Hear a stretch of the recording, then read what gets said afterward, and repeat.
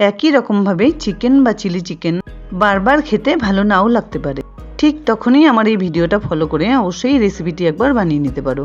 নমস্কার বন্ধুরা, আজ আমি তোমাদের সঙ্গে শেয়ার করছি দুর্দান্ত স্বাদের পাহাড়ি চিকেন রেসিপিটি যদি এতটুকুও ভালো লেগে থাকে তাহলে প্লিজ ভিডিওটাকে একটা লাইক করে আর এরকম নিত্য নতুন রেসিপি পাওয়ার জন্য চ্যানেলটাকে সাবস্ক্রাইব করে নেবার অনুরোধ রইল। চলো তাহলে দেখে নেওয়া যাক পুরো ভিডিওটা। দুর্দান্ত স্বাদের এই চিকেন রেসিপিটি বানানোর জন্য এখানে আমি 800 গ্রাম চিকেন বেশ পরিষ্কার করে ধুয়ে নিয়েছি। এবার একটা কড়াইতে দিয়ে দিচ্ছি হাফ কাপ পরিমাণ তেল। তেলটা বেশ ভালোভাবে গরম হয়ে এলে ফোড়ন হিসেবে দিয়ে দিচ্ছি 2টো তেজপাতা, 2টো শুকনো লঙ্কা আর কিছু গোটা গরম মশলা। গরম মশলার মধ্যে নিয়েছি 3-4টে ছোট এলাচ, 4-5টা লবঙ্গ আর 2 টুকরো দারচিনি। এর সঙ্গে দিয়ে দিচ্ছি হাফ টিস্পুন চিনি। ফোড়নের সঙ্গে এভাবে চিনি মিশিয়ে দিলে চিকেনের কালারটা কিন্তু খুব সুন্দর হয়। এবার চিকেনগুলো তেলে ছেড়ে দিয়ে খুব সুন্দরভাবে ভেজে নিতে হবে। ভাজার সময় কিন্তু কোনো রকম নুন বা হলুদের ব্যবহার করার দরকার নেই। অন্যান্য চিকেন রেসিপির তুলনায় এই চিকেনের প্রিপারেশনটা একটু অন্যরকম। একটু সময় নিয়ে উল্টো পাল্টা করে চিকেনগুলোকে কিন্তু সুন্দর করে ভেজে নিতে হবে। এবার ঢেকে 5 মিনিট এভাবে রান্না করে নিতে হবে। কিছুক্ষণ ঢেকে রান্না করার জন্য চিকেনের থেকে কিন্তু প্রচুর পরিমাণে জল বেরিয়েছে। এতে ভয় পাবার কোনো কারণ নেই। চিকেনটা খুব ভালো হলেই এরকম জল বেরোয়। যতক্ষণ না চিকেন স্টকটা পুরোপুরি শুকিয়ে যায় ততক্ষণ কিন্তু নাড়াচাড়া করে রান্না করে নিতে হবে। এবার এর সঙ্গে পরিমাণ মতো নুন মিশিয়ে দিয়ে আবারও এভাবেই কষিয়ে নিতে হবে।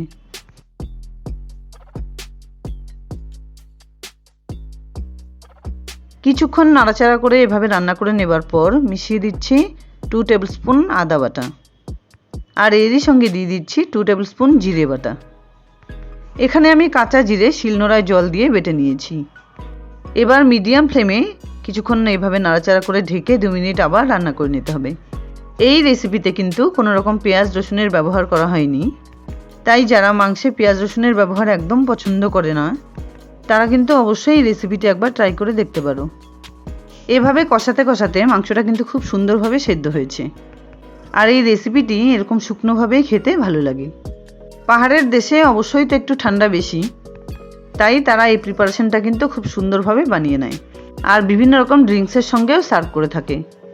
রুটি লুচি পরোটার সঙ্গে খাবার জন্য তো একটু গ্রেভি দরকার, তাই আমি এখানে 1 কাপ জল অ্যাড করলাম। এবার এইভাবে নাড়াচাড়া করে 2 মিনিট আবার ঢেকে রান্না করে নিচ্ছি। ঢাকনা নামিয়ে ওপর দিয়ে 1 টিস্পুন গোলমরিচ গুঁড়ো বা ব্ল্যাক পেপার এভাবে ছড়িয়ে দিচ্ছি। এবার খুব সুন্দরভাবে গোলমরিচ গুঁড়োটা সমস্ত চিকেনের সঙ্গে মিশিয়ে নিচ্ছি।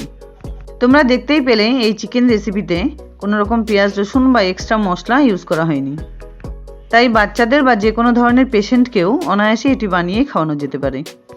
রান্নাটা কিন্তু আমার এখানে পুরোপুরি কমপ্লিট। এবার কড়াই থেকে নামিয়ে একটা বাটিতে সমস্ত চিকেনটাকে তুলে নিচ্ছি।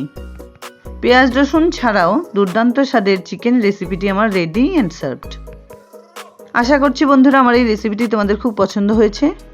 যদি এতটুকুও ভালো লেগে থাকে তাহলে প্লিজ ভিডিওটাকে একটা লাইক করো, শেয়ার করো ফ্যামিলি ফ্রেন্ডসদের সঙ্গে।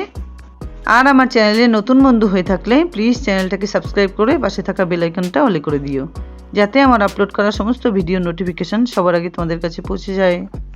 দেখা হচ্ছে নতুন কোনো রেসিপি নিয়ে। ভালো থেকো, ধন্যবাদ।